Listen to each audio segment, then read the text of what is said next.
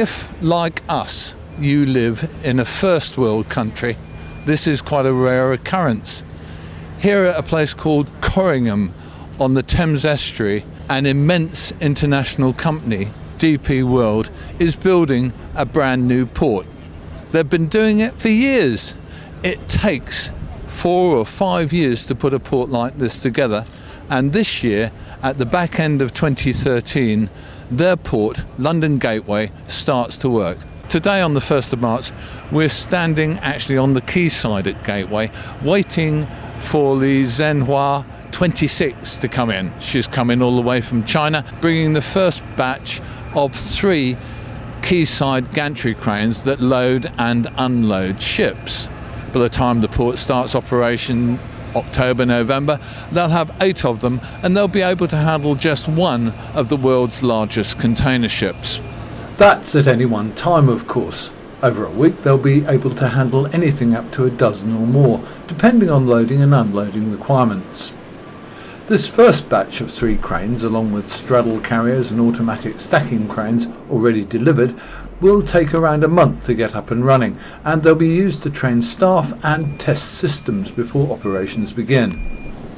And this is only the 4th cargo ship to come alongside at London Gateway, so today the port team, led by Harbour Master Colin Hitchcock, are keen to get it right, under the eye of the world's media.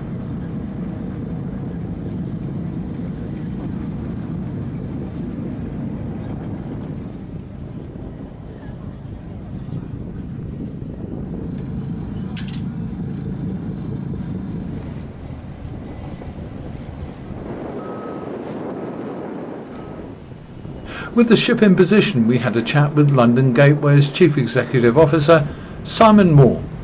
This must be an astoundingly good moment for you after years and years of really hard work. Correct. This is a very big jigsaw puzzle, and this is another important piece in that jigsaw. We're on budget, we're on timetable. Obviously these massive cranes, they're the biggest in the UK. This is what's going to be handling the biggest ships in the world a little bit later this year. When you're looking ahead, how do you see the port developing over the next 2 or 3 years?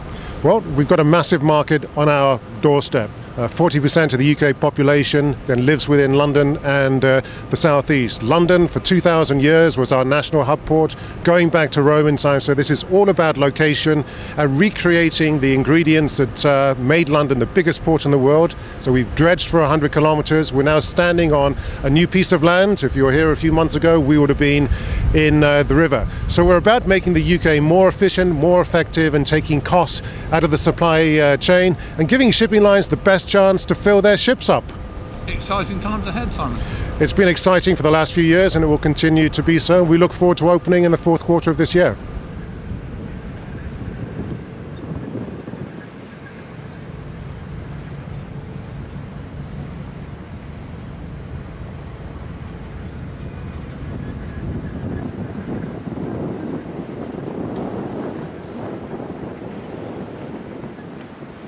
London Gateway is probably going to open with its cranes, straddle carriers in manual mode, and gradually they're going to convert to an automated system. Even from the first, their stacking units will be automatic, so there'll be no human hand involved.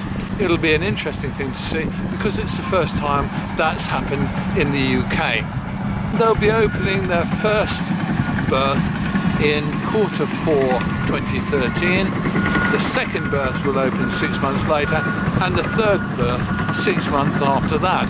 I guess to open 4, 5 and 6, they're going to wait and see which way the trade winds blow.